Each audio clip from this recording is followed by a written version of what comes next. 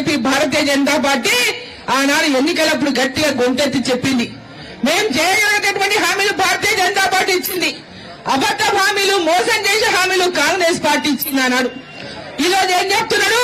పైసలు లేవు, ఎవరితోనికి పోయినా డోర్ తీస్తలేరు, ఎక్కడ పోయినా చెప్పులు అరిగిపోతున్నాం కానీ మనకు అప్పించడం లేదనేటటువంటి మాట స్వయాన ముఖ్యమంత్రి మాట్లాడుతున్నాడు.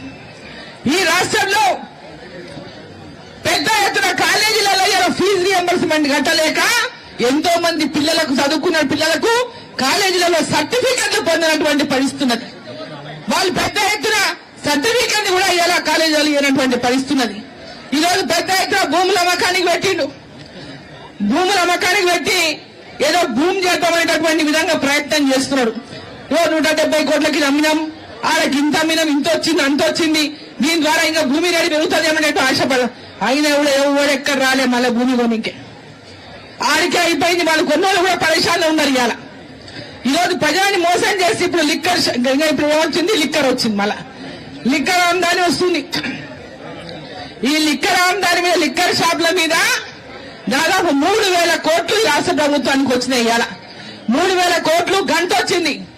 అదేం సంపాదన అంటే ప్రజలందరూ కూడా లక్కీ టిప్పు కోసం లక్షలు లక్షలు కడితే ఆ మొత్తం జమ ప్రభుత్వంలో జమ అయిపోయి వాళ్ళ జేబులు ఖాళీ అయిపోయినాయి. షాపుకు 3 లక్షలు కట్టాలి. ఒక్కొక్కరు 10, 20, 30 వేసుకున్నారు. ఒకటనే షాప్ తగులుతుందేమని ఆ 30 షాపులు కడితే ₹1,00,00,000 పోయినా కానీ వచ్చేది ఒక షాప్ కూడా వచ్చలేదు. మొత్తం ఆ షాపుల డబ్బులన్నీ కూడా ప్రభుత్వం తన జేబులో వేసుకున్నది. ఈ రోజు ఆ డబ్బులతో కూడా ఇలా పిల్లలకు కాలేజీలో ఫీజు రియంబర్స్మెంట్ చేసేటటువంటి పరిస్థితి ఇంకా లేదు. వాళ్ళు ధర్నాలకు కూర్చుంటున్నారు. ఆరోగ్యశ్రీ కింద హాస్పిటల్లో పేమెంట్ చేసేటటువంటి పరిస్థితి లేదు.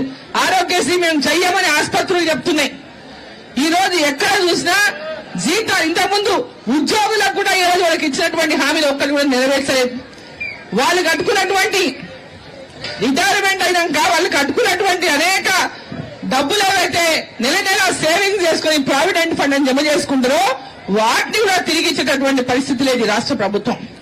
ఇంత అధ్వానమైనటువంటి పరిస్థితిలో ఈ రాష్ట్రాన్ని రాష్ట్ర ముఖ్యమంత్రి పరిపాలిస్తా ఉన్నాడు. కాంగ్రెస్ పార్టీ పరిపాలిస్తా ఉంది.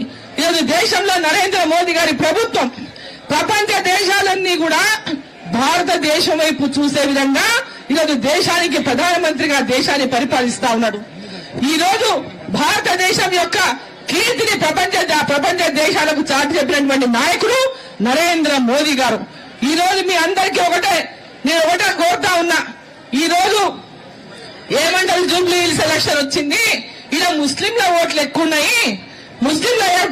ఉన్నాయి కాబట్టి హిందువుల ఓటు చీలిపోతాయి, ముస్లింల ఓట్లతో కాంగ్రెస్ బీఆర్ఎస్ గెలుస్తుంది, బీజేపీ గెలవదనే మాట మాట్లాడుతున్నారు.